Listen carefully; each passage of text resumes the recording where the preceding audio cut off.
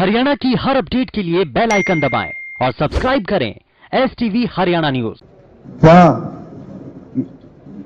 961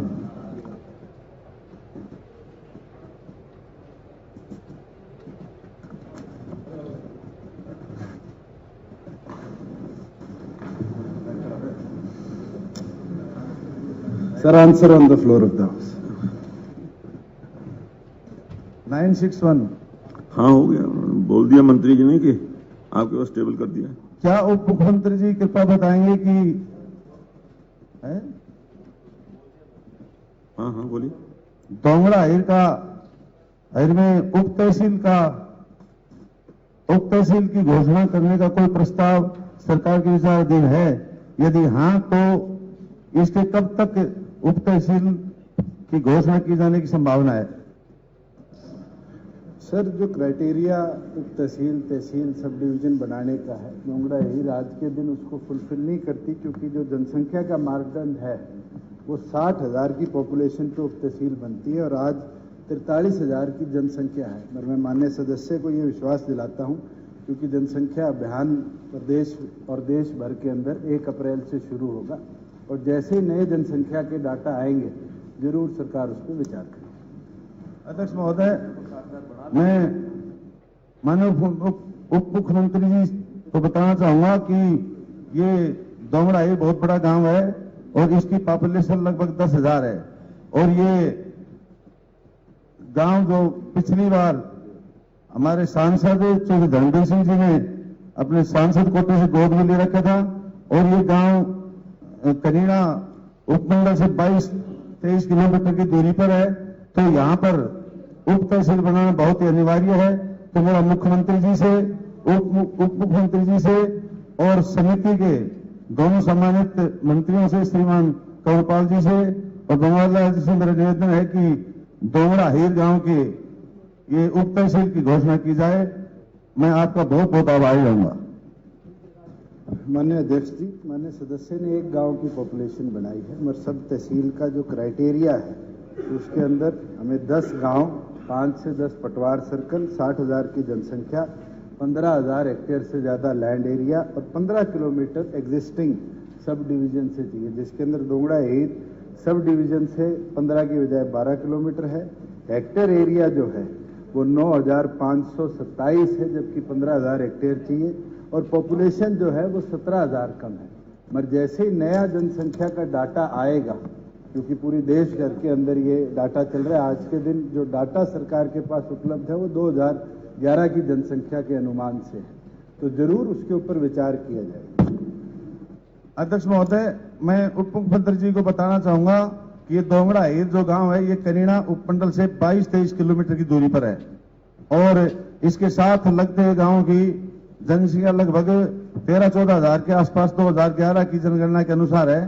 तो मेरा मुख्यमंत्री जी से और उप मुख्यमंत्री जी से मेरा निवेदन है कि ये 16/2/2020 को माननीय मुख्यमंत्री जी दोंगड़ा हिर में प्रगति रैली को संबोधित करने गए थे, तो उन्होंने लोगों ने वहां पे मुख्यमंत्री जी के सामने बैनरों पर लिखकर डिमांड की थी और माननीय मुख्यमंत्री जी ने उनको आश्वासन दिया था कि भाई आपकी ये जो मांग है ये मैंने देख लिया है और मैं इनको जल्दी ही पूरा करने की कोशिश करेंगे।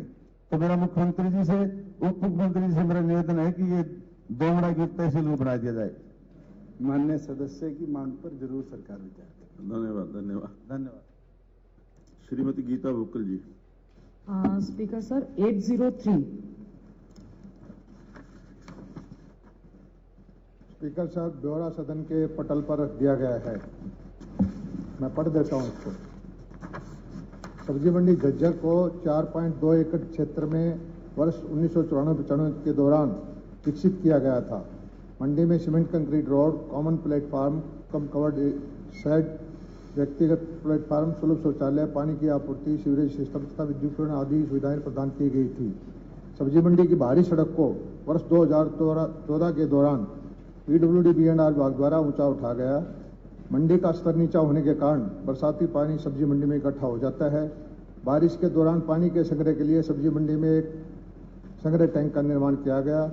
बरसाती पानी को PWD-B&R विभाग द्वारा पहले से निर्मित नाले में डालने के लिए पंपिंग मशीनरी खरीद ली गई है जिसे बारिश के दौरान लगा दिया जाता है।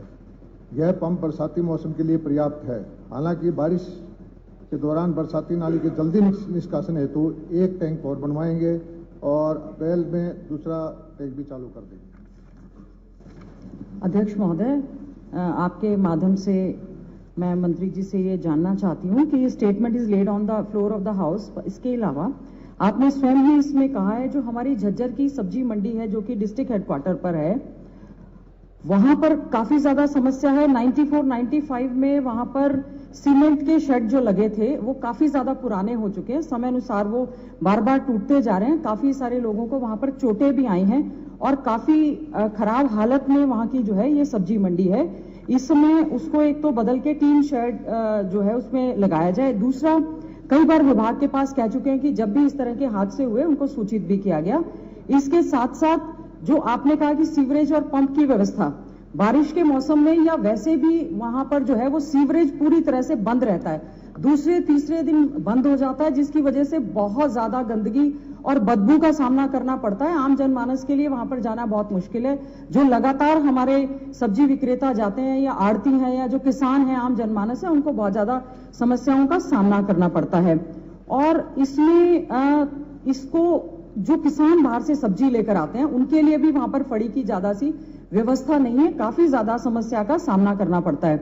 अध्यक्ष महोदय, माननीय मंत्री जी ने बताया कि जो मेन रोड है इसमें हमारा जो सर्विस रोड है, जो सब्जी मंडी के लिए सर्विस रोड है, वो काफी ज्यादा क्षतिग्रस्त है। 98-99 में वो बना था, काफी वो टूटा हुआ है, उसकी हालत बहुत ज्यादा खस्ता है, जिसकी वजह से बरसात का पानी मंडी के बाहर भी और मंडी के अंदर भी और वहां पर गंदगी के ढेर हमेशा लगे रहते हैं। एक माननीय मंत्री जी, आपसे अनुरोध है कि सब्जी मंडी जहां भी होती है, और क्योंकि ये जो झज्जर की सब्जी मंडी है वो डिस्ट्रिक्ट हेडक्वार्टर पर बनी है, इसका एक मेन गेट है, उस पर भी मेन गेट जो है वो बड़ा सा बनवाने का काम करें।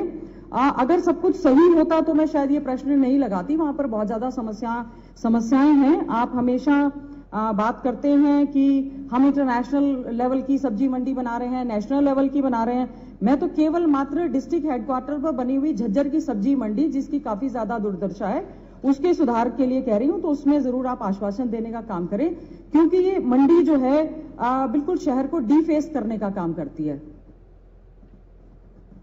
हमारी बहन जी ने जो समस्या उठाई है उसका निदान किया जाएगा। मैं खुद भी इस मंडी में जाऊंगा। जो टूटे हुए शेड है या कोई सड़क ठीक कराने की बात है, कौन से विभाग की सड़क है, उनसे करवा के आपके जो 2 पॉइंट रखे हैं उनका समाधान करूंगा। एक तो ये जो सब्जी मंडी यूनियन द्वारा और एक मासाक और फुटकर विक्रेता द्वारा जो मांग पत्र दिया गया है, आपके माध्यम से एक तो मैं इसको टेबल करना चाहती हूँ, और दूसरा कि आपने आश्वासन दिया उसके लिए धन्यवाद। समय सीमा निर्धारण करके काइंडली आप इसको नई बनवाने का काम करें। दूसरा, वहां पर जो सब्जी ये पूरे स्टेट में ही वहां जो फुटकर विक्रेता हैं, शुरू से परंपरा रही है कि हम लोग उनको मासाखोर कहते हैं। मासाखोर शब्द जो है मैं समझती हूँ वो सही नहीं है। तो मेरा माननीय मंत्री जी आपसे ये अनुरोध है कि जो सब्जी मंडी में ना केवल झज्जर बल्कि कहीं भी जो रेडी फड़ी लगाते हैं उनकी भी बहुत बड़ी एक समस्या है। और सबसे बड़ी समस्या तो ये है कि उनका जो शब्द, उनको फुटकर विक्रेता नहीं कहा जाता, जिसपे सब लोगों को और हमें भी बड़ा अजीब लगा कि उन लोगों को मासाखोर क्यों कहा जाता है। तो काइंडली उस पर भी आप बताने का काम करें कि मासाखोर शब्द हटा के इनके लिए फुटकर विक्रेता या कोई और शब्द आप काइंडली बताने का कष्ट करें। फुटकर सब्जी विक्रेता कर सकते हैं। गीता जी ने अच्छा सुझाव दिया है। शुरू के अंदर मैं भी कंफ्यूज था कि मासाखोर सब्जी मंडी में कहां से आ गए, लेकिन ये फुटकर विक्रेता या जो और भी कोई उचित शब्द होगा आपसे सुझाव लेके उसको बनाएंगे। सब्जी विक्रेता कर। दूसरा ये है, फुटकर सब्जी विक्रेता ऐसा कुछ शब्द कर देंगे। पहले से बता दिया इट्स अ कन्वेंशन, मासाखोरी कहा जा रहा है, तो किसी ने नहीं टोका तो मुझे लगा पीछे से आगे से हमें जरूर इस पे ध्यान देना चाहिए। आपके वक्त के कुछ गलत शब्द हैं, उनको हटाने की कोशिश कर रहे हैं। और चलो कोई बात नहीं, चलिए पुराने आपसे भी पहले के, चलो आपसे भी पहले के कह रहा हूँ। और जहां तक सबसे बड़ी मंडी बनाने का नहीं, उन्होंने मान लिया कि इसका चेंज कर देंगे, फुटकर सब्जी विक्रेता। हाँ जी, हमारे समय का नहीं है, क्योंकि हमारे संज्ञान में ये लाया गया। जब हम सब्जी मंडी में वहां पर जाते हैं, वोटों में भी जाते हैं, आगे पीछे भी जाते हैं। और अच्छा आपको भी माननीय मंत्री जी, आपका झज्जर अच्छा की सुझाव सब्जी है। मंडी के लिए मैं न्योता देती हूँ, और- आप वहां पर आए हाँ। जी। और ये तो मासाखोर शब्द को लेकर जो हमारा है कि नहीं, वो इनके लिए तो- कोई सही नहीं, अच्छा शब्द सुझाव है, आपके सुझाव पे पूरा मानने जी। की हमने बात और बस की यही है कि दूसरी आप एक चीज उसको- और मैं बता देना चाहता हूँ कि सब्जी मंडी गन्नौर के अंदर जो बनने जा रही आपसे है पहले वो भारतवर्ष की शान होगी। उनका ये हजारों कहना करोड़ रुपए की लागत से लगभग 7-8 हजार करोड़ रुपए की लागत उसमें आएगी, प्राइवेट उससे भी। और कि उसका गन्नौर टेंडर- मंडी चाहे आप उसका इंटरनेशनल टेंडर लेवल की बना दें, जो- आप मेरे झज्जर की सब्जी मंडी पे काइंडली एक विजिट नहीं, करें। झज्जर की तो आपने ये बनेगी, कहा है बनेगी। कि आपने ये कहा है कि वहां पर पंप सेट लगे हैं। हाँ। जो पंप सेट है वहां पर डीजल की व्यवस्था नहीं है, पंप सेट भी नहीं वहां पे नहीं, होते। चिंता ना करो, वहां डीजल पर डीजल पर्याप्त रहे, डीजल की कोई कमी नहीं आती। और वहां आपके एक आपके मिनट, कोई बिजली की एक समस्या बार भी नहीं है। जगबीर जी, भाई साहब एक बार मेरा ये सही एक है बार- कि आप एक चलिए बार मैं मेरा तो समझता हूँ कि मलिक मंत्री जी साहब हो गया, ये बात सही है। एक हो गया, सेकंड के लिए। हो गया। अध्यक्ष महोदय, माननीय मंत्री जी, काइंडली झज्जर सब्जी मंडी को मॉडर्न बनाने में गंभीरता पूर्वक आप समय सीमा अनुसार एक समय देने का मॉडल काम तो करें। गन्नौर की सब्जी हम मंडी आपका में बनेगी। धन्यवाद करें और आपका धन्यवाद भी करेंगे क्योंकि ये बहुत पुरानी मांग है और काफी बदतर हालत में वो है, तो काइंडली इसको सुधारने का नहीं, काम करें। हम आपके सब्जी मंडी को अच्छी सब्जी मंडी बनवाएंगे, लेकिन आपको ये स्वीकार कर लेना चाहिए कि आपके वक्त पे काम नहीं हुआ। 6.5 साल श्री माननीय, हरविंदर एक कल्याण बात जी, सुनिए, हो जो गया। हमने करना था उसको करने का प्रयास किया, आपने उसको बिगाड़ने का काम किया। 6.5 साल में सुध तक नहीं ली, कम से कम अब आप पिताजी, उसको सुधारने का काम करें। हो बहुत गया, बहुत हो गया, धन्यवाद। हो गया। 1012 स्पीकर साहब। नहीं श्रीमान जी। स्पीकर सर, आपके माध्यम से माननीय मंत्री जी से अनुरोध करना चाहूंगा कि वो अपने इस फैसले पर पुनर्विचार करें, क्योंकि घरोंडा जो लगभग 3.5 वर्ष पहले सब डिवीजन का दर्जा उसे प्राप्त हुआ था, और उससे भी बड़ी बात यह है कि घरोंडा विधानसभा की जो यमुना बेल्ट है, जो आखिरी छोर मेरी विधानसभा का है, वो गांव की दूरी करनाल से बहुत ज़्यादा दूर पड़ जाती है, और इसलिए घरोंडा के अंदर सब डिवीजन लेवल का हॉस्पिटल होना इस कारण से भी जरूरी है कि वहाँ पर बेहतर स्वास्थ्य सेवाओं की भी जरूरत है और अधिक स्वास्थ्य सेवाओं की भी जरूरत है। तो मैं माननीय मंत्री जी से दोबारा ये अनुरोध आपके माध्यम से करना चाहूंगा कि वो जरूर अपने फैसले पर पुनर्विचार करें। अध्यक्ष महोदय, वहाँ पर 30 बेड का अस्पताल है और आदरणीय विधायक के कहने अनुसार वहाँ पर बहुत आवश्यकता है। हम इस 30 बेड को 50 बेड का कर देंगे। और खाली इनका ही नहीं, हरियाणा में जहाँ जहाँ सब डिवीज़न हैं हम उन सबको अपग्रेड करेंगे। जो 30 बेड के हैं उनको 50 बेड का करेंगे, जो 50 बेड के हैं उनको 100 बेड का कर देंगे और सारी सुविधाएं भी उसमें मुहैया करवाएंगे। चलिए, धन्यवाद। धन्यवाद स्पीकर सर। मैं मंत्री जी का भी आभार व्यक्त करना चाहूंगा। श्री वरुण चौधरी जी। The floor of the house. Speaker sir, मैं आपके माध्यम से प्रार्थना करना चाहता हूं कि साहा का टूल रूम कई सालों से लंबित है, इसकी कोई समय सीमा डिप्टी सीएम साहब दे दें कि कब तक ये जल्द से जल्द स्थापित हो जाएगा, जिससे कि प्रदेश के युवाओं को इसका लाभ मिल सके। माननीय सदस्य ने जो सवाल रखा है उसके अंदर रोहतक और साहा दोनों के अंदर ये सेंटर्स बनाने की बात थी। रोहतक के अंदर 2018 के अंदर जो प्रोग्राम्स थे वो शुरू हो चुके, जिसके अंदर अलग अलग प्रकार के कोर्सेज चल रहे हैं, जिसके अंदर लॉन्ग टर्म कोर्सेज जो 4 साल 3 साल 2 साल हैं और workshop and seminars as per requirements वहाँ होती रहती है। शॉर्ट टर्म कोर्सेज जो हैं वो लगभग 136 से 140 घंटों तक के भी हम कराते हैं। जहाँ स्पेसिफिकली इनने क्वेश्चन पूछा है कि साहा में कब तक शुरू होगा, पहले वहाँ लैंड की प्रॉब्लम थी और केंद्र ने पर स्टेट 1 सेंटर की बात करी थी, पर हमारी सरकार ने केंद्र से चर्चा कर ये अप्रूवल लिया है कि वहाँ पर 2nd सेंटर खोला जाए हमारे प्रदेश के अंदर, और इसके लिए 20 एकड़ जमीन हमने वहाँ पिन पॉइंट कर ली है। उसका प्रपोजल हम केंद्र को भेज चुके हैं। जैसे ही केंद्र अप्रूवल देगी तुरंत प्रभाव से उस कार्य को कंप्लीट किया जाए। धन्यवाद सर। श्री सत्यप्रकाश जरावता जी। 1014। नहीं श्रीमान जी,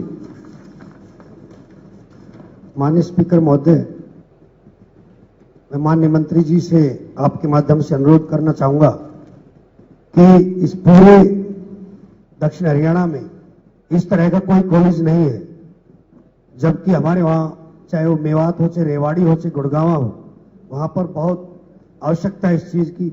मेरा अनुरोध है कि पूरी मैपिंग करा के और पटौदी में एक वेटनरी कॉलेज खोलने की कृपा करें। वहां पर जमीन हमारे भोकरगा गांव में उपलब्ध है, हम जमीन देने के लिए भी तैयार हैं। श्रीमान जी, बीवीसी वेटरनरी के लिए ऑलरेडी 2 कॉलेज चालू हैं, एक तो हिसार के अंदर, दूसरा बहु अकबरपुर के अंदर। दोनों में 80-80 सीटें, 160 सीट हैं। और पिछले दिनों हमने जो एप्लीकेशन मांगी नए कॉलेज खोलने के लिए, उसमें हमारे पास 10 से एप्लीकेशन आ चुकी हैं, जो आज की स्थिति को देखते हुए जरूरत से ज़्यादा सीटें इनमें चली जाएंगी। और झज्जर में 2 कॉलेज को खोलने के लिए एनओसी विभाग द्वारा दी जा चुकी है। तो ये जब कॉलेज चालू हो जाएंगे तो पटौदी पास में ही है, इनकी जो डिमांड है वो पूरी हो जाएगी। माननीय मंत्री महोदय, मैं सरकारी कॉलेज की बात कर रहा हूं, गरीब के बच्चे भी पढ़ लेंगे वहां। सरकारी कॉलेज खोलने का भी कोई हमारा विचार नहीं है। प्राइवेट हमारे पास एप्लीकेशन बहुत सारी आई हुई है और अच्छी क्वालिटी के जो पूरी पैरामीटर पूरे करेंगे, अच्छी शिक्षा देंगे और फीस में भी हमारे गरीब बच्चों के लिए जो फार्मूला है उसके हिसाब से दाखिला देंगे, ऐसे कॉलेज हम खोलेंगे। धन्यवाद। फिर भी मेरा अनुरोध है कि एक पर विचार जरूर करें। श्री शीशपाल सिंह केरवाला। 910। श्रीमान जी, हाँ, राज्य के युवा क्लबों की सहायता है तो एक प्रस्ताव सरकार के विचाराधीन है। विवरण को अंतिम रूप दिया जाना शेष है। धन्यवाद मंत्री जी। पहली बात तो बड़ा अच्छा लगा कि जो नीचे आंसर था, ऊपर स्लिप लगी है, उसमें नहीं था और ऊपर आपने इसको यस कहा है, बड़ी अच्छी बात है। दूसरा सर, इसमें एक दूसरा मेरा क्वेश्चन ये भी है कि जब इसका युवा क्लबों का रजिस्ट्रेशन होता है तो वो फीस बहुत ज्यादा है, क्योंकि एक मिनट, क्योंकि वो जो ग्रामीण क्षेत्र के बच्चे आप भी एक खिलाड़ी रहे हैं और ग्रामीण क्षेत्र से हैं, उनके पास इतना पैसा नहीं होता। वो जब अपने बैट बॉल या खेलने के लिए सामान लाते हैं तो भी 5-5, 10-10 रुपए इकट्ठे करके, परंतु ये फीस इतनी ज्यादा है, 8 से 10 हजार रुपए रजिस्ट्रेशन फीस चली जाती है।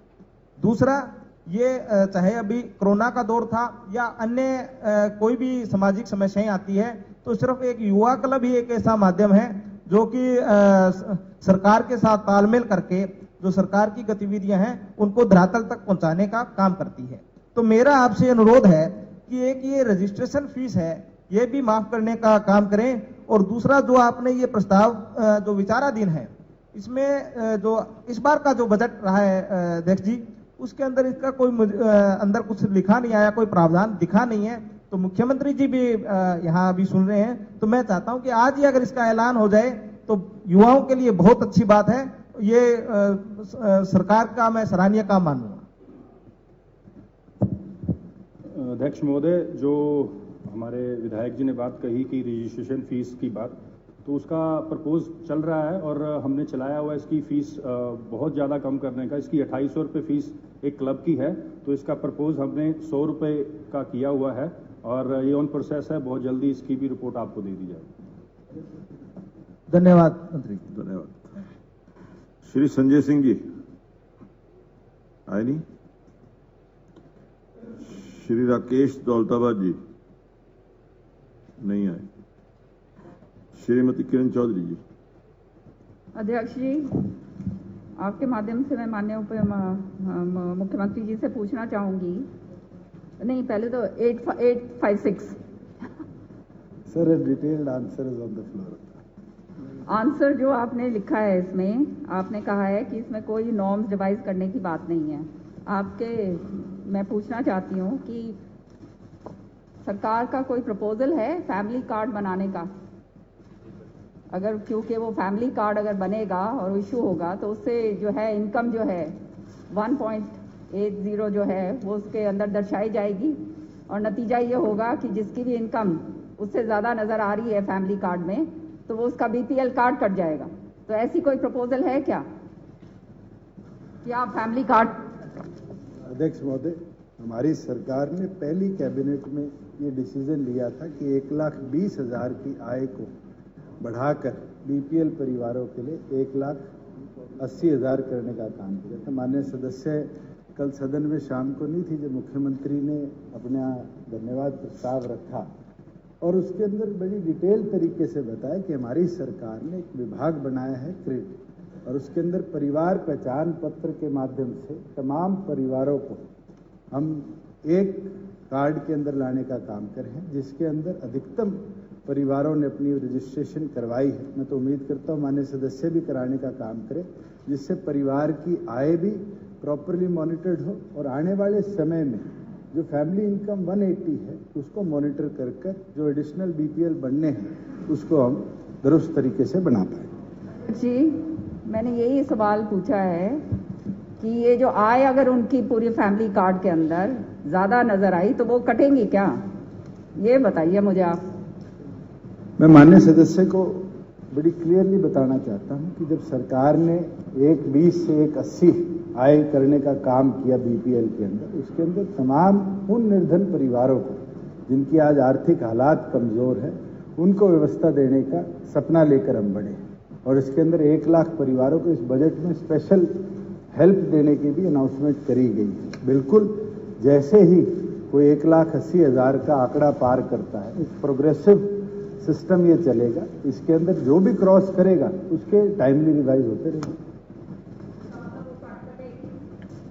कटेगा ना, जो 1.80 से जो पार करेगा जिसका इनकम वो कट जाएगी। पहले 1,20 पर साहब बताएं जी, हाँ या ना? पहले 1,20 पर बने हुए हैं ना, हाँ तो फिर 1,80। अध्यक्ष जी मैं खाली सीधी बात पूछ रही हूँ, ये सीधा क्वेश्चन है, कोई इसमें कोई टेढ़ा मेढ़ा काम तो है ही नहीं। ठीक है, I am asking a straight question, सीधा बता दीजिए हाँ या ना।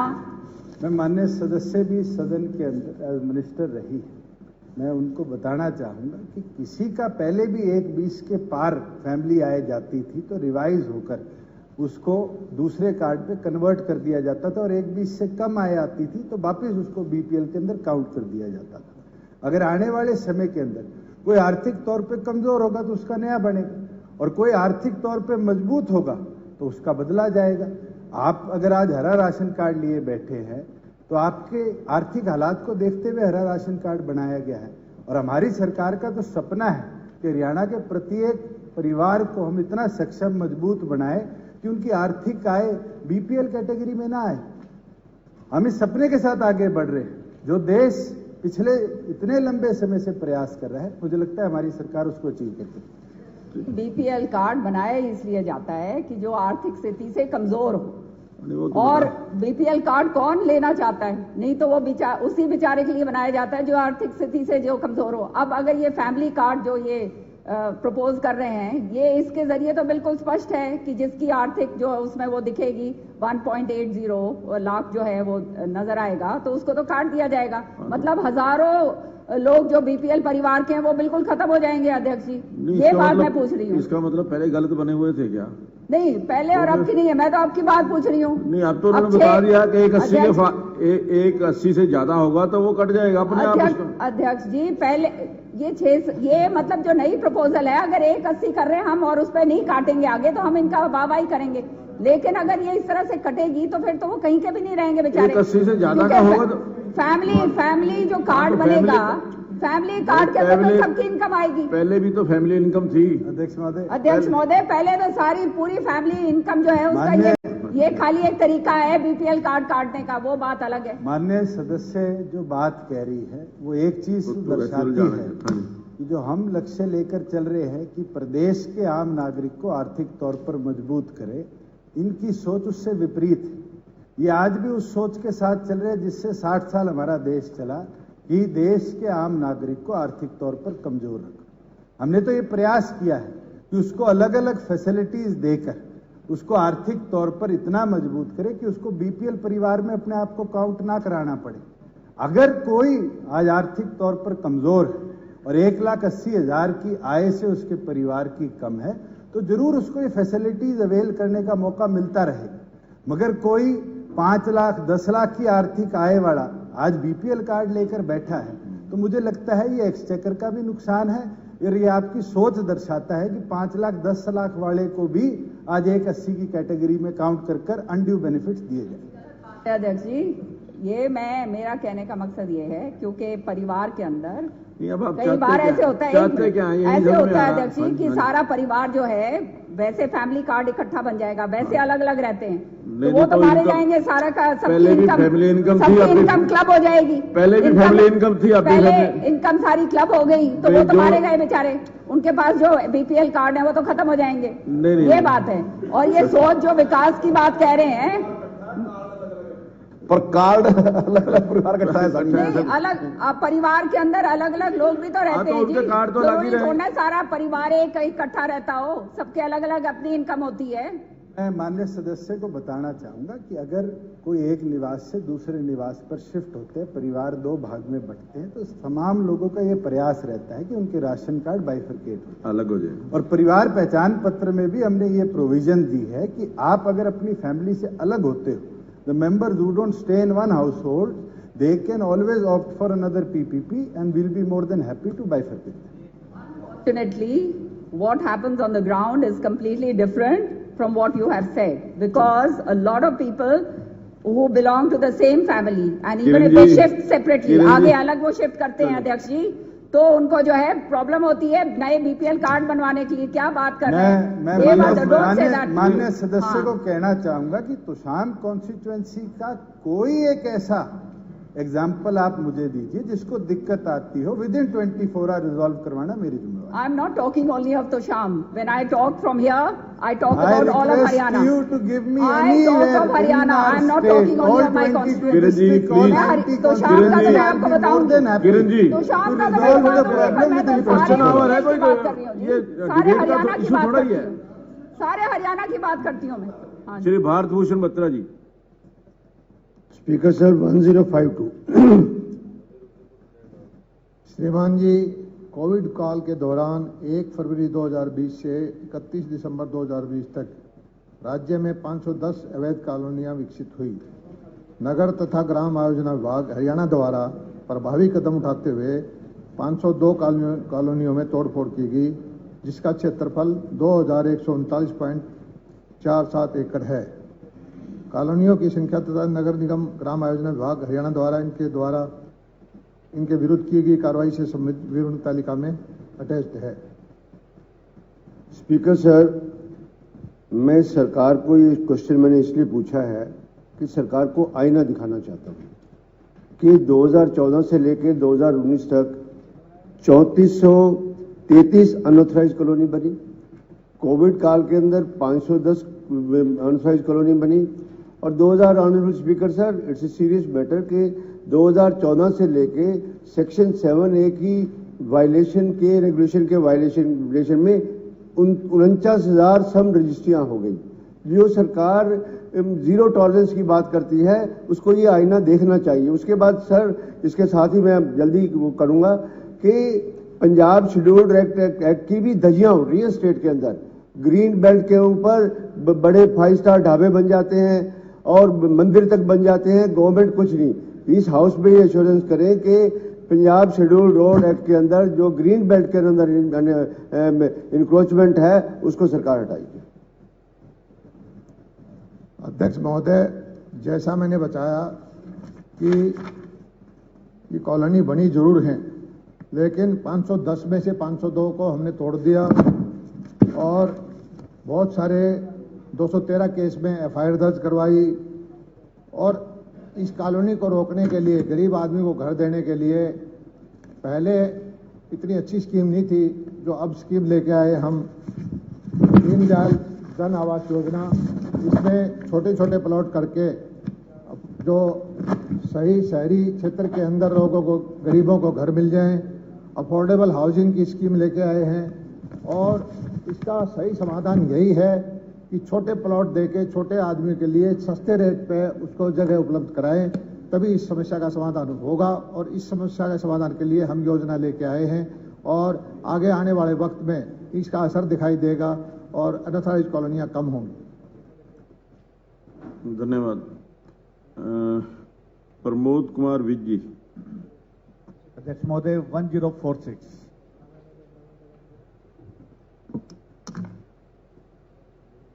शहरी निकाय मंत्री विज साहब। हाँ जी, आपका क्वेश्चन। नहीं, ये क्वेश्चन तो हमने इंडस्ट्रीज डिपार्टमेंट का था और कल हमने भेज दिया था इंडस्ट्री डिपार्टमेंट को। हमारे पास ये लोकल बॉडीज का क्वेश्चन नहीं था सर। तो कौन रिप्लाई करेगा? Sir, answer is on the floor of the. Sir, ऐसा है कि एक्चुअली तो ये यूएलबी से भी और इंडस्ट्री से जुड़ा हुआ है, क्योंकि ये जो इंडस्ट्रियल कॉलोनियां बस गई हैं ये निगम क्षेत्र में भी आती हैं और कंट्रोल एरिया से बाहर भी हैं। मेरी समीशन है कि जो पानीपत के अंदर खास करके, मैं पानीपत की बात करूंगा कि आगे विकास होगा कैसे। परिवार बढ़ जाते हैं, बंटते हैं, जब परिवार सब भाई अलग होते हैं उनको बाकी भाइयों को नई फैक्ट्री लगानी होती है और नए सेक्टर बनाए नहीं जा रहे हैं, किसी भी वजह से नए सेक्टर डेवलप नहीं हो पा रहे हैं, तो इंडस्ट्री लगेगी कहां? पानीपत में एक और समस्या है कि पानीपत हाई पोटेंशियल जोन में है, वहां पर एग्रीकल्चर लैंड का सीएलयू हो ही नहीं सकता। तो पानीपत के उद्योगपति को जो फैक्ट्री लगानी पड़ती है वो या तो जो मीडियम पोटेंशियल जोन करनाल है या लो पोटेंशियल जोन इसराना है, उधर जाके इंडस्ट्री लगानी पड़ती है। ये एक बहुत बड़ी समस्या है। मेरी निवेदन है मंत्री जी से, यूएलबी मंत्री अनिल विज जी से भी और माननीय दुष्यंत जी से भी, कि इसका एक समाधान है कि हम सीएलयू के मापदंडों को थोड़ा सा बदलें। एचएसआईडीसी का निर्माण जो है 1967 में हुआ और एचएसबीपी का 1977 में, पर ये इंडस्ट्री जो कॉलोनियां लगी हुई हैं कावड़ी रोड वगैरह पे, ये 1960 से पहले की लगी हुई है, पूरी कॉलोनियां बस चुकी हैं इंडस्ट्री की। तो इनको नियमित किया जाए, सीएलयू में ढील दी जाए, क्योंकि ये कोई भी मापदंड पूरा नहीं करेंगी, कभी भी नहीं करेंगी। नई इंडस्ट्री आप मत लगने दीजिए, नया प्लांट मत लगने दीजिए, लेकिन जो लगे पड़े हैं 30 साल से, 20 साल से, 10 साल से, उनको नियमित करने की योजना लाई जाए। और इसके साथ ही निगम और डीटीपी इन फैक्ट्रियों को कोई नोटिस ना भेजें, इससे समाज के अंदर बहुत ही आक्रोश आता है, क्योंकि उनका बिजनेस खराब होता है।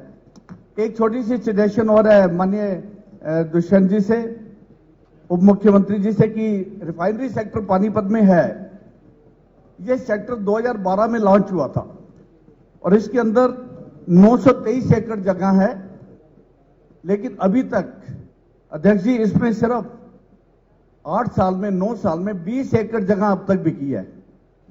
और इसकी वजह यह है कि बहुत महंगी कीमत है, ये तकरीबन 8800 रुपए गज के हिसाब से वहां रेट है। और फ्री जोन के अंदर पानीपत के उद्योगपति को 1.5 करोड़ रुपए में 1 किला मिल जाता है, 1 एकड़ मिल जाता है। मेरी प्रार्थना है कि इस सेक्टर को इंडस्ट्री को दिया जाए। 5500 रुपए में रेट लॉन्च किया गया था, उसी रेट पे अगर इंडस्ट्री को देंगे तो ये जो अनऑथराइज कॉलोनियां बस रही हैं ये रुक जाएंगी और सरकार का रेवेन्यू भी आ जाएगा। ये मेरी दोनों प्रार्थना आपसे। माननीय सदस्य ने जो सुझाव दिए हैं पानीपत के ऊपर, बिल्कुल सरकार गंभीरता से उस पर विचार भी करेगी। हमने ऑलरेडी पानीपत के अंदर जो मेडिकल अप्लायंस हब बनना है सेंट्रल गवर्नमेंट की एड से, उसके लिए उस एरिया को ईयरमार्क किया है।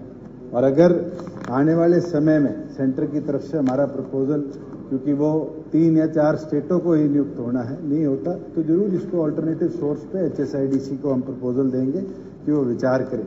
जहां नियमित इंडस्ट्रियल एरिया और अनियमित इंडस्ट्रियल एरिया की बात है, बिल्कुल इंडस्ट्री डिपार्टमेंट जब प्रदेश बना था लैंड अलॉट करती थी, उसके बाद एचएसआईडीसी और एचएसबीपी ने अलग अलग इंडस्ट्रियल एरिया बसाने का काम किया।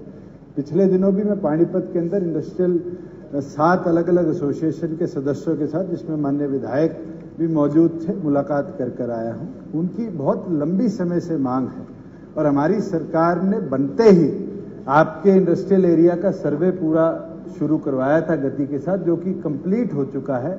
अब उसकी जो ट्रोपोग्राफी होनी है वो जैसे ही कंप्लीट होगी, हमारी सरकार तीनों विभागों के साथ, जिसके अंदर टाउन प्लानिंग भी हो, यूएलबी भी हो और इंडस्ट्री विभाग भी हो, तीनों बैठकर ज्वाइंटली उसके ऊपर एक पॉलिसी फ्रेम करेंगे, जिससे एटलीस्ट जो आपकी समस्या है कि बाइफर्केशन होकर परिवार में छोटे छोटे हब्स बन चुके हैं, उनको रेगुलराइज करने के लिए कोई पॉलिसी सरकार प्रस्तावित करेगी। बहुत बहुत धन्यवाद मंत्री जी। मेरी प्रार्थना ये जुड़ी हुई है साथ में कि जब तक आपके सर्वे की रिपोर्ट आए, जो भी योजना बनाएंगे उचित होगी वो, लेकिन in the mean time DTP और नगर निगम इनको नोटिस मत भेजे, जो फैक्ट्रियां बहुत बहुत सालों से रनिंग में है। ये मेरी प्रार्थना है जी। मैं दोनों विभागों से चर्चा करूंगा इस विषय के अंदर, क्योंकि बहुत सी इंडस्ट्री आज के दिन भी वहां नई लग रही है, और अगर कोई आज के दिन कोई इलीगल कंस्ट्रक्शन करता है बिना परमिशन, तो अलग अलग विभाग उस पर कार्रवाई करते हैं। मगर जो डेकेड पुरानी इंडस्ट्रीज हैं, हमने पहले भी आदेश दे रखे हैं कि जब तक सर्वे कंप्लीट ना हो, उनको कोई किसी तरह की हानि ना पहुंचे। धन्यवाद जी। राव दान सिंह जी। सर 864 हाँ श्रीमान जी, क्योंकि किसान मॉडल विद्यालय योजना कम नामांकन के कारण बंद कर दी गई, इस भवन का प्रयोग सरकारी विद्यालय के संचालन हेतु किया जाएगा। अध्यक्ष महोदय, कांग्रेस राज में जब तो भूपेंद्र सिंह हुड्डा चीफ मिनिस्टर थे, उस समय इस प्रदेश में 8-9 किसान मॉडल स्कूल खोलने का एक प्रस्ताव रखा था सभी जिलों के अंदर, और उसका बेसिक रीजन ये था कि गांव का एक किसान गरीब अंग्रेजी माध्यम के स्कूल में अपने बच्चों को नहीं पढ़ा सकता, और आज राष्ट्रभाषा हिंदी हमारे अवश्य है, लेकिन अंग्रेजी का भी अपना एक महत्व है। तो वो प्राइवेट अगर स्कूल्स में जाता है तो उसको बहुत भारी फीस उसमें लेते हैं। सरकार इस तरह के किसान मॉडल स्कूल के माध्यम से पहली क्लास से 10वीं और 12वीं क्लास तक का अंग्रेजी मीडियम दे करके उन बच्चों को शिक्षित करना चाहती थी। बहुत सारे स्कूल ऐसे हैं, जिसमें एक स्कूल मेरे हल्के में नांगल सिरोही का भी है, जिसकी बिल्डिंग आप कहें तो मैं प्रिंट करा के दिखा सकता हूं। ये उसके सारे हैं, सब कुछ तैयार है, इवन हॉस्टल की बिल्डिंग भी तैयार है, और सरकार ने पिछले 6.25 साल से उसको यूं का यूं डेजर्टेड छोड़ रखा है। तो मैं रिक्वेस्ट करूंगा आपके माध्यम से आदरणीय मंत्री महोदय से कि कम से कम इस बिल्डिंग का सदुपयोग करें। गांव ने 5 एकड़ जमीन दे दी, सरकार ने उस पर बिल्डिंग बनाने का पैसा दे दिया, हॉस्टल तक की बिल्डिंग बना दी, किसी अच्छे इंस्टीट्यूट के लिए दें। अगर आप स्कूल नहीं खोलना चाहते तो किसी बहुत अच्छे इंस्टीट्यूट के लिए दे दें, ताकि उन बच्चों को भी एक राहत मिले और आपकी बनाए हुए लगाए हुए पैसे हैं उसका भी सदुपयोग हो। मैं ये जानना चाहता हूं कि आप क्या दे सकते हैं यहाँ पर, और उनको कंटिन्यू करा दें। अच्छी स्कीम है वो तो मैंने जवाब में दे दिया कि सरकारी विद्यालय के संचालन हेतु उसका उपयोग किया जाएगा। जो अभी आपने माननीय सदस्य ने बात कही है, तो किसान मॉडल स्कूल 2010 में सरकार की योजना थी, और उसमें उन्होंने था कि भाई मार्केटिंग बोर्ड HRDF जो है उसके लिए पैसा देगी और पंचायत उसके लिए जमीन देगी। 6 पंचायतों ने उसके लिए हमें उस टाइम की सरकार को प्रस्ताव दिया, बाद में 2 पंचायतों ने बहुत बाद में उसके दिया, लेकिन जो फंड था वो 29 करोड़ की जरूरत थी, जो एस्टिमेट थे 29 करोड़ के थे, जो पैसा मिला वो केवल 6 करोड़ था। और जो बच्चों के एडमिशन की बात आई जो आसपास के स्कूल में दिए वो बेहद कम थे, इसलिए सरकार ने उसको आगे नहीं बढ़ाया। और जो योजना आपने शुरू करी थी संस्कृति मॉडल स्कूल, जो आपने उस टाइम 23 शुरू करे थे, वो भी बिल्कुल वही है, आपने 23 शुरू करे थे, तो उसी स्कीम को वर्तमान सरकार ने बढ़ा के 136 तक लेके आई, ताकि वो शिक्षा जो आपका उद्देश्य है, जो आप कहना चाह रहे, वही काम इस उसमें करने का सरकार ने विचार रखा। अध्यक्ष महोदय, जिस गांव की मैं जिक्र कर रहा हूं, इस गांव में +2 का स्कूल ऑलरेडी है, और ये जो बिल्डिंग हॉस्टल समेत बनाई गई है, इसका लक्ष्य सिर्फ यही था कि बहुत अच्छी संस्था एक उभर के आएगी, जिससे ग्रामीण अंचल का जो किसान है उसके बच्चों को पढ़ने के लिए भी एक अच्छा माहौल मिलेगा। मैं समझता हूँ किसान आपका संस्कृति मॉडल स्कूल तो हमने पहले भी चलाए हैं, अब आपने उनका नाम दूसरा रख करके ना, और नहीं संख्या बढ़ा दिया, CBSE की बात कर रहे हैं, यहाँ पर कोई रजिस्ट्रेशन शुरू ही नहीं हुआ, तो आप कैसे कह सकते हैं कि इसके अंदर बच्चों की रजिस्ट्रेशन कम आई, संख्या कम रही? आप एक बार शुरू करके देखें, उसके बाद आपको इसके परिणाम का पता लग जाएगा कितने बच्चे आ रहे हैं इसके अंदर। अध्यक्ष महोदय, एडमिशन जो है वो आसपास के स्कूलों में शुरू कर दिए थे, जो संख्या आई वो बेहद कम थी, कहीं 40 थी, कहीं 32 थी, कहीं 38 थी, इस प्रकार की थी। तो उसके बाद ये निर्णय लिया गया कि ये स्कूल फिजिबल नहीं है चलाने, और इसलिए जो संस्कृति मॉडल स्कूल है उसको शुरू किया गया। जो CBSE की आप बात करें, CBSE के प्रति लोगों का बहुत क्रेज है, इसलिए सीबीएसई शुरू किया गया। अध्यक्ष महोदय, मैं आपके माध्यम से मंत्री जी से पूछना चाह रहा हूं कि सरकारी स्कूल की है, लेकिन आपको सुझाव देंगे, उसमें विचार कर लेंगे, लेकिन अभी तो सरकारी स्कूल की है। ठीक, बिल्डिंग के ये फोटोग्राफ है, अगर कहें तो नहीं, वो तो उन्होंने मान लिया कि आप जो देंगे वो कर लेंगे। नहीं, वो नहीं, उनका हो गया, क्वेश्चन हो गया वो। नहीं, आप तो पूरी शिक्षा नीति डिस्कस करेंगे, मुझे पता है।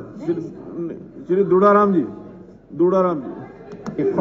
हाँ जी सर। हाँ जी, government has no proposal. Dudaram. उप मुख्यमंत्री जी, स्कूल में कौन पढ़ेगा? कोई अपने वो लगाया जब प्रतिबंध के किसान का बच्चा नहीं पढ़ेगा। आप कैसी बातें करते हैं? वही बात है, मॉडल स्कूल में तो किसान का ही बच्चा पढ़ेगा, उसमें क्यों नहीं पढ़ेगा? कोई नहीं, थोड़ा बचा रखिए। उप मुख्यमंत्री जी, दूड़ाराम जी, आपने बोल दिया दुष्यंत जी बोल दिया। हाँ, ऑन द फ्लोर। अच्छा, उप मुख्यमंत्री जी, आपने बुना देखा, बुना के अंदर बड़ा भारी ट्रैफिक जाम रहता है, और भट्ठू से भी फतेहाबाद लोग आते हैं, जो जिला हेडक्वार्टर है। बुना से भी फतेहाबाद आते हैं। मेरी यही है कि एक तो बुना में बाईपास बनाया जाए, और भट्ठू और बुना की सड़कें चौड़ी कराई जाए, क्योंकि जिला हेडक्वार्टर पर हर आदमी को आना पड़ता है। मेरी आपसे यही प्रार्थना है कि ये दोनों सड़कें चौड़ी करें और बुना में बाईपास बनाया जाए। अध्यक्ष जी, माननीय सदस्य का बड़ा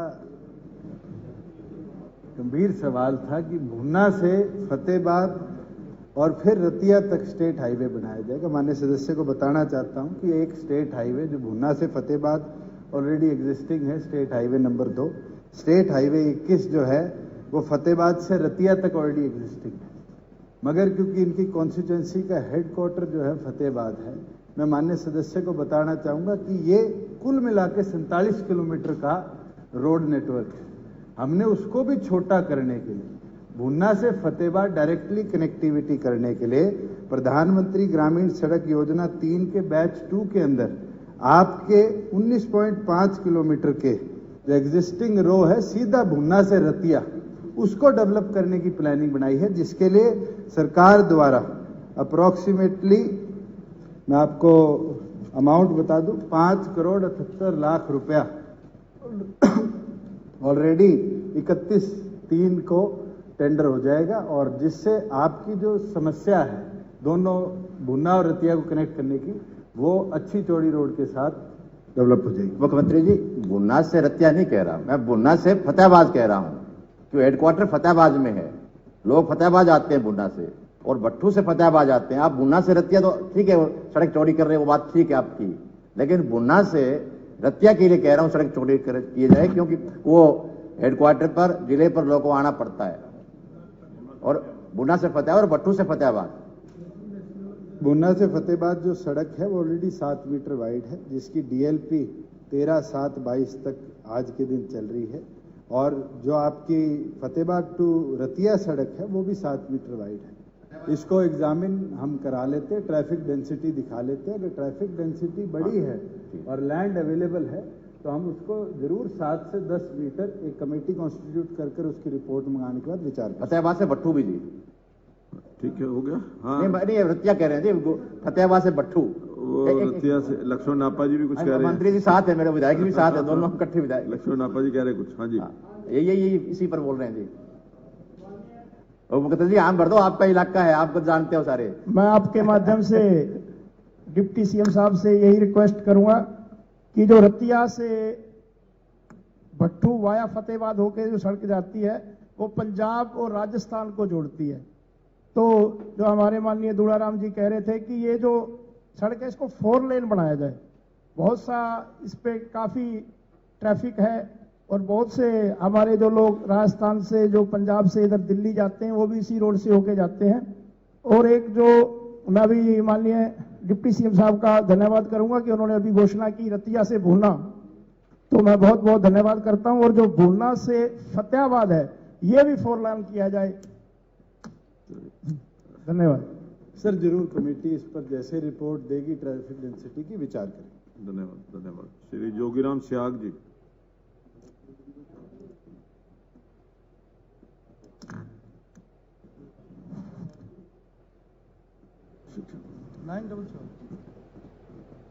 नहीं श्रीमान जी, खैर उत्तर के मद्देनजर प्रश्न का ऐसा उत्पन्न ही नहीं होता। अध्यक्ष महोदय, मैं आपके माध्यम से मंत्री जी को बताना चाहता हूं कि बरवाड़ा सब डिवीजन है, शायद ही कोई सब डिवीजन हो जिसके ऊपर महिला कॉलेज ना हो। वो भी छोड़ दीजिए, बरवाड़ा शहर की खुद की आबादी लगभग 60,000 है और एक कॉलेज है को एजुकेशन का, उसके अंदर एडमिशन लेना बड़ा मुश्किल है। और बरवाड़े के 10 किलोमीटर के रेडिएशन में ग्रामीण इलाकों को मिला जाए तो 1 लाख से ज़्यादा आबादी बनती है मंत्री जी। तो 1 लाख से ज़्यादा आबादी जहाँ हो और उसमें महिला कॉलेज ना हो, जो कॉलेज है वो भी एक हो, वो ओवरलोडेड रहता है, जिसके अंदर एडमिशन जो है बड़ा हिसार से भी ज़्यादा मेरिट से जाते हैं। तो मेरी आपसे प्रार्थना है कि मेरे प्रस्ताव पे गौर किया जाए।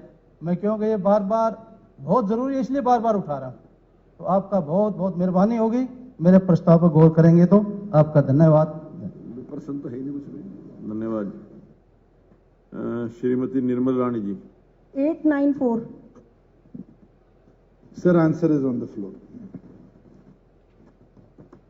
माननीय अध्यक्ष महोदय, मैं आपके माध्यम से एक बात पूछना चाहती हूँ। देखिए, जहां तक हमारी सोच है मॉडर्न विलेजेस बनाने की, और जब चौपालों का समय था तब एंटरटेनमेंट के कोई साधन नहीं थे, लोग गांव में चौपालों में ही बैठा करते। जैसा कि अब इस 1.5 साल में मैंने देखा है कि गांव में हम एक कास्ट की चौपाल बनवा देते हैं तो दूसरी, फिर कंपटीशन हो जाता है और वो पैसा भी लगा हुआ कहीं नहीं दिखता है। तो कई बार हमने भी ये बात की है लोगों से, लोग खुश हैं कि बड़ी जो है पंचायती जमीन उनमें जो है सामुदायिक केंद्र बनाए जाएं ताकि उसी में शादी कर सके लोग, सब कुछ उनका जो है बर्डन खत्म होता है, लोग भी चाहते हैं ऐसा। तो इस पर विचार किया जाए, मेरी तो आपसे यही विनती है। अध्यक्ष महोदय, माननीय सदस्य ने जो बात कही कि चौपाल को अब कम्युनिटी सेंटर का स्वरूप दिया जाए पूरे हरियाणा के अंदर, क्योंकि हम ये प्रयास कर रहे हैं कि पंचायत जो सबसे छोटी सरकार है वो सेल्फ डिपेंडेंट बने। और इसका नजरिया भी हमारे सामने आया है कि प्रदेश के अलग अलग विधानसभा क्षेत्रों के अंदर जो हमारी बड़ी बड़ी ग्राम पंचायतें थी, जिनके पास कोई एक्विजिशन का या किसी तरह से एग्रीकल्चर रेवेन्यू का सरप्लस फंड्स थे, उनने अपनी चौपालों को कम्युनिटी सेंटर में कन्वर्ट करने का काम किया है। मुझे बादशाहपुर के अंदर जाने का मौका मिला, राकेश जी की कॉन्स्टिट्यूंसी में। वहाँ तो बहुत सुंदर कम्युनिटी सेंटर, जो आज शायद प्राइवेट मैरिज प्लेस भी नहीं होते, ऐसे कम्युनिटी सेंटर डेवलप करें, क्योंकि उनकी एक्विजिशन के अंदर बहुत ज़्यादा एफडीज पड़ी थी। आज जिस ग्राम के अंदर खुद के फंड्स पड़े हैं वो उनको ऑटोनॉमी है कि यूटिलाइज करके डेवलप कर सकते हैं। पर माननीय सदस्य ने जो बात रखी है, मैं समझता हूँ कई ऐसी हमारी ग्राम पंचायतें जिनका खुद का सोर्स ऑफ इनकम नहीं है। बिल्कुल हम ये प्रयास करेंगे, एक प्रयास चौधरी देवीलाल जी ने किया था मैचिंग ग्रांट का, आने वाले जो वित्त वर्ष है इसके अंदर मैचिंग ग्रांट की व्यवस्था को और बढ़ाएंगे, जिससे जितना ग्राम पंचायत की इन्वेस्टमेंट होगी या गांव की सामाजिक तौर पर कलेक्शन की इन्वेस्टमेंट होगी, सरकार उसको मैच कर कर एटलीस्ट कम्युनिटी सेंटर इस तरह के डेवलप करने के लिए प्रोत्साहन देगी। Thank you. डॉक्टर कमल गुप्ता जी। धन्यवाद जी। Question number. माननीय अध्यक्ष महोदय, सवाल सामने लिख के दिया हुआ है साहब।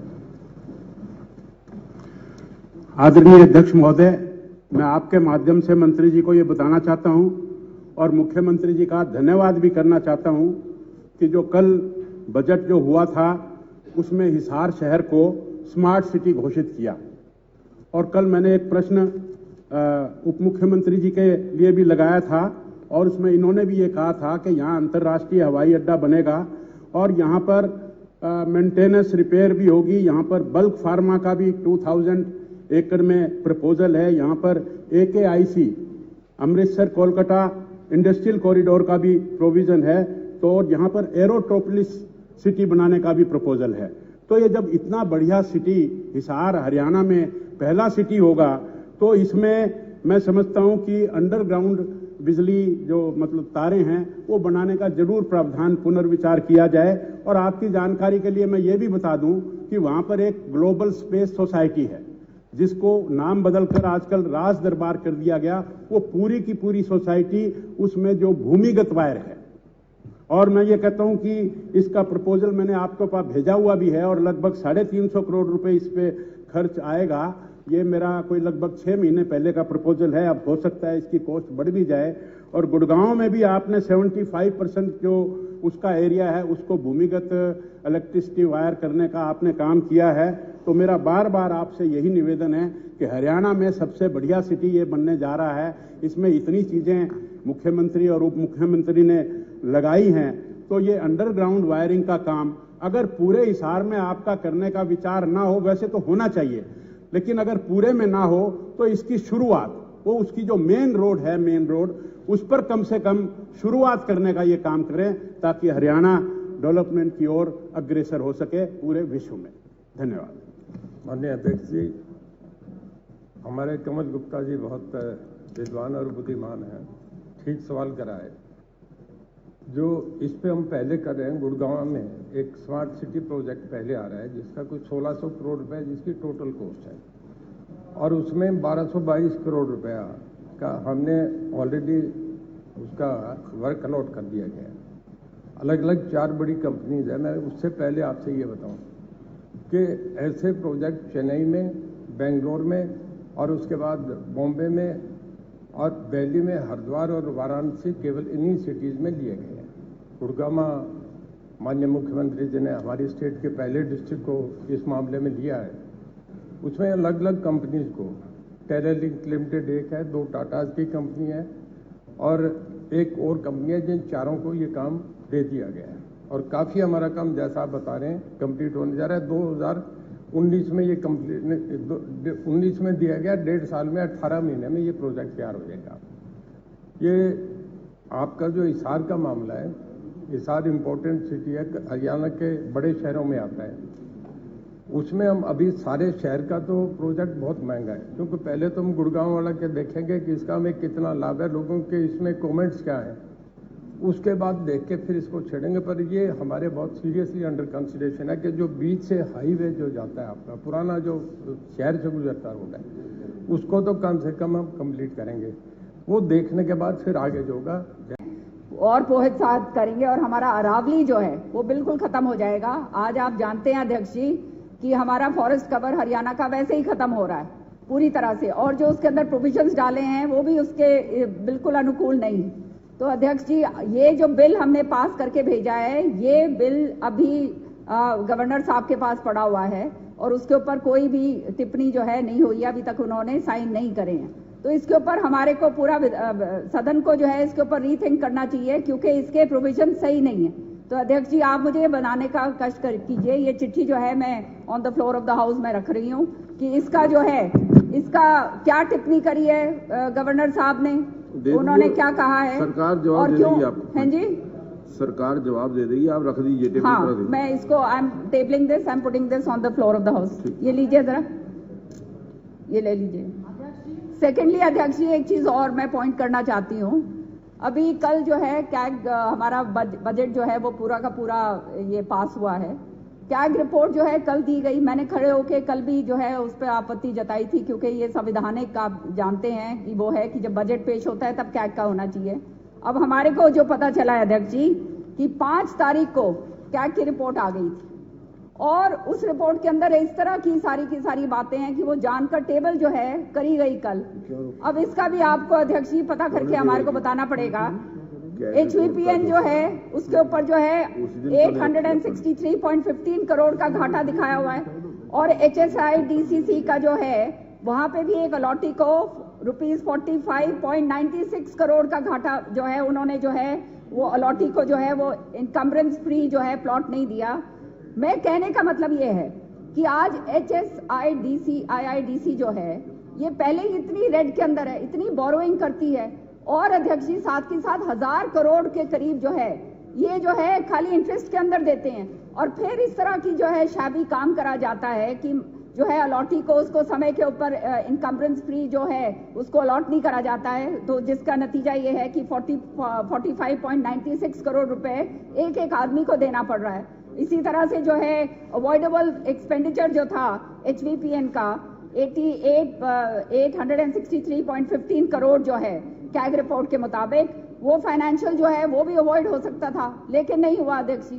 तो ये सारी चीजें अगर हमारे को समय पे पता चल जाती, हम इन चीजों को सदन पटल के ऊपर जो है माननीय मुख्यमंत्री जी से ये बात करते, लेकिन 5 मार्च की जो रिपोर्ट है वो हमारे को कल दी जाती है। तो अध्यक्ष जी ये तो प्रोटेक्शन अब आपको देना पड़ेगा, क्योंकि आप इस हाउस के मालिक। मैं आपको जानकारी देना चाहता हूं कि ये जो पेपर ले करने का दिन है वो बीएससी के अंदर तय किया हुआ है, उसी के मुताबिक हमने कल ये जो है पेपर ले किए हैं।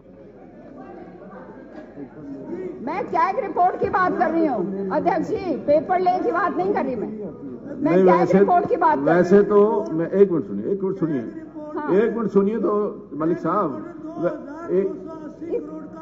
इतना सारा मतलब वो उसमें टेबल करके हम सारा बताते हैं। मलिक साहब वैसे मैं आपको एक श्योर करता हूँ कि कैग रिपोर्ट क्योंकि साल बाद आती है, अब तो नेक्स्ट ईयर आएगी जी। अब तो नेक्स्ट अगर आगे आएगी तो वो शुरू में ही जिस दिन आएगी उससे नेक्स्ट डे हम टेबल करेंगे। अध्यक्ष जी बिल्कुल ये बात सही है कि 2 दिन 4 दिन पहले आनी चाहिए, इसके अंदर कोई दो राय नहीं है, ताकि सदस्य पढ़ सकें। और लेकिन अगर ये हुई है तो ये पेपर ले में ही आती है वैसे, लेकिन कैग रिपोर्ट अलग से हम इसको टेबल करने की। अध्यक्ष जी इसकी आप रिस्पॉन्सिबिलिटी जरूर करिए कि ये क्यों करा गया इस बार, क्योंकि बजट बहुत अहम चीज है। एक्चुअली क्या है कि पहले जो प्रैक्टिस रही है वो पेपर ले के टाइम ही ये कैग रिपोर्ट जो है ले की जाती है। अब बीएससी के अंदर जब तय हो गया कि इस दिन पेपर ले होंगे तो उस तरीके से ये कल प्रस्तुत की गई। स्पीकर सर इसमें लिखा हुआ, खैर आपने ये कह दिया कि अगली बार सही होगा, 2000 ये आपने लिखा देखिए इसके अंदर अगर आप सारा कैग का मसला निकाल लो तो 2000 करोड़। मैंने तो एश्योर किया है कि अगली बार अगर ऐसा होगा तो इस बारी जो हुआ है ये गलत हुआ है, वो भी आप रिस्पॉन्सिबिलिटी गलत नहीं हुआ एज पर डिसीजन हुआ है, बीएससी के डिसीजन के मुताबिक हुआ है, लेकिन आगे से कैग की रिपोर्ट का डिसीजन में क्या क्या डिसीजन है? बीएससी के डिसीजन, बीएससी की उसमें कमेटी में तो कैग की रिपोर्ट की बात ही नहीं होती, पेपर ले की बात होती है। हाँ? पेपर्स ले की बात होती है और ये हाउस ने पास किया हुआ, हाउस के अंदर हमने प्रस्तुत की हुई है। ये बिना मंजूर के 16 करोड़ के काम कराए, बिना मंजूर के। आज ये पहली बार नहीं है काजल साहब, आपके समय भी यही ऐसी होती है, आपके टाइम भी ऐसे होता रहा। खाली हमारे विपक्ष को महरूम रखने की बात है कि हमारे को जो है हम असलियत जो है वो ऐसी मेरी कोई इंटेंशन नहीं है, लेकिन जो पहले प्रैक्टिस चली आ रही है, काजल साहब आप भी अपने टाइम का रिकॉर्ड निकाल के देख लें, उसी के साथ जब पेपर ले होते हैं उसी के टाइम ये जो कैग रिपोर्ट है वो लेके जाती है। तो फिर पेपर ले आपको करना चाहिए था सारा कुछ है जी। ये पेपर ले तो देखो अध्यक्ष जी, कैग रिपोर्ट बजट के साथ आती है, अगर ये पेपर ले की आप बात कर रहे हैं तो पेपर ले कब करना चाहिए था? डिपार्टमेंट के 16 तारीख लिखा हुआ है। हाँ फिर बजट के साथ डिपार्टमेंट के 16 तारीख लिखा हुआ है। कैग रिपोर्ट में 5 तारीख की आई हुई है, 5 तारीख की। देखिए मैं सही, आपके पास सही है कि 5 तारीख को आ गई, लेकिन ले ये करने का जो प्रोसीजर है वो कोई नया नहीं है, पहले जो प्रोसीजर था वही प्रोसीजर अब है, लेकिन अगर इसके अंदर कोई अमेंडमेंट की जरूरत होगी तो वो करेंगे। कैग की रिपोर्ट निश्चित तौर पर पहले आनी चाहिए, 2 दिन 4 दिन पहले आनी चाहिए। बजट के साथ पेश की जाती है। आपका प्रोटेक्शन चाहिए हमारे को इस पे, क्योंकि सदन के अंदर ये सही तरीके से होना चाहिए। बिल्कुल ठीक है आपकी बात। और क्योंकि असलियत के अंदर क्या है कि इतने हजारों करोड़ों रुपए का जो घपला दिखाया गया है वो विपक्ष जो है वो पूरी तरह से सदन पटल पे नहीं रख सकता। देखिए आप जो मर्जी कह सकते हैं, घपला एक सीएजी की रिपोर्ट, अनियमितताएं या जो वहां पर प्रोसीजर के अंदर लैब्स है उसके अंदर। अध्यक्ष जी मैं तो आपको मसलन 2 चीजें बताई हैं, दो आपको मैं बता रही हूँ, HVPN का जो बता रही हूँ 800। अध्यक्ष जी आज तक की कोई कैग रिपोर्ट ये ऐसी बताते हैं जिसमें कैग ने कोई इरेगुलरिटी ना पॉइंट आउट की है, इसी में tell even single report in CAG जिसने कोई इरेगुलरिटी पॉइंट आउट ना की। आप निकाल के देखिए क्या बात कर रहे हैं। ये तो रूटीन प्रोसीजर है, बोलते हैं अध्यक्ष दिस इज रूटीन। ऐसा है कि जब भी ऑडिट एग्जामिन करती है, इरेगुलरिटी मिलती है, कॉन्टैक्ट करते हैं, डिपार्टमेंट जवाब देते हैं, ये तो रूटीन की बात है। बिना काम का खबर बनाने का, बिना काम का खबर बनाने का कोई फायदा नहीं, ये रूटीन की बात है, ये हर साल का एक स्टैंडर्ड प्रैक्टिस है। क्या बात कर रहे हैं ये कोई देखिए इसके बारे में कोई नई चीज कुछ भी नहीं है। हाउ यू आर सेइंग कि ये तो बिना काम की खबर बनाने चाहते हैं, बिना काम के मुद्दे क्रिएट करते हैं। मैं कहता कुछ भी नहीं है। हम टेबल कर दें क्या? मेंबर को चैलेंज कर रहे हो आप? हम टेबल कर दें, सारा दिखा दें कहा वो HVPN का और ये HSSIDC का सारा हम टेबल कर दें क्या अध्यक्ष? बताइए ये क्या बात कर रहे हैं आप? ऐसे बात मत बोलिए, करिए पढ़ के हम बोलते हैं, बगैर पढ़े नहीं बोलते हम। कैग की रिपोर्ट के बारे में ही बोल रहे हैं हम। हर साल रूटीन अफेयर है जो आप घपले बता रहे हैं, घपले बता रहे हैं। कैग की रिपोर्ट आपने पढ़ी नहीं है, ये हर साल पॉइंट आउट होती है, एक मिनट, हर गवर्नमेंट किरण में जी, होती है, हर साल होती है। एक मिनट, बैठ जाऊंगी पर इनको आप ये बोलिए, एक मिनट, उन्होंने क्या कहा है? मैं बैठ जाऊंगी। उन्होंने क्या कहा है? उन्होंने ये कहा है हाँ जी कि कैग की रिपोर्ट कोई ऐसी हर किसी भी साल ऐसी नहीं आई जिसके अंदर कोई टिप्पणियां ना की गई हों या कोई किसी प्रकार की जो उसके अंदर जो अनियमितताएं या जो कुछ कमियां जो है ना हो। उन्होंने ये सिर्फ इतना कहा कि हर साल कोई साल ऐसा नहीं है कि कैग की रिपोर्ट के अंदर चाहे वो कोई भी शासन रहा हो। उनका तो ये बनता है अध्यक्ष जी कहना, लेकिन हम जो बात कह रहे हैं नहीं बिल्कुल ठीक कह रहे हैं आप, बिल्कुल तथ्यों के ऊपर है। हाँ ये तथ्यों के ऊपर है, बिल्कुल ठीक कह रहे हैं आप। हाँ अध्यक्ष जी, ऑनलाइन सारा काम होता है, ऑनलाइन टेंडर होते हैं, बगैर मंजूरी के 16 करोड़ के एक एक्शन काम करा देता है। वो टेंडर ऑनलाइन कहाँ गया? कोई ऐसी कंप्लेंट है तो कोई लिख करके दे दीजिए। बात थोड़ा ही कोई ऐसी कंप्लेंट आपके पास है तो लिख करके दे दीजिए। मंत्री क्या क्या फरीदाबाद में जो हाल हुआ है भ्रष्टाचार का, शर्मा जी वहां ऐसा है सारा बताया मालिक साहब, अगर आपके पास ऐसे कोई पर्टिकुलर है तो लिख करके दे दो, मैं उसको। हाँ जी एक मिनट, क्यों जंगबीर सिंह, एक मिनट सुन तो लो आप, मुझे भी सुन लो अध्यक्ष महोदय। एक मिनट, मंत्री जी बोल रहे हैं। 1977 में सत्ता परिवर्तन हुआ था देश में और कांग्रेस विपक्ष में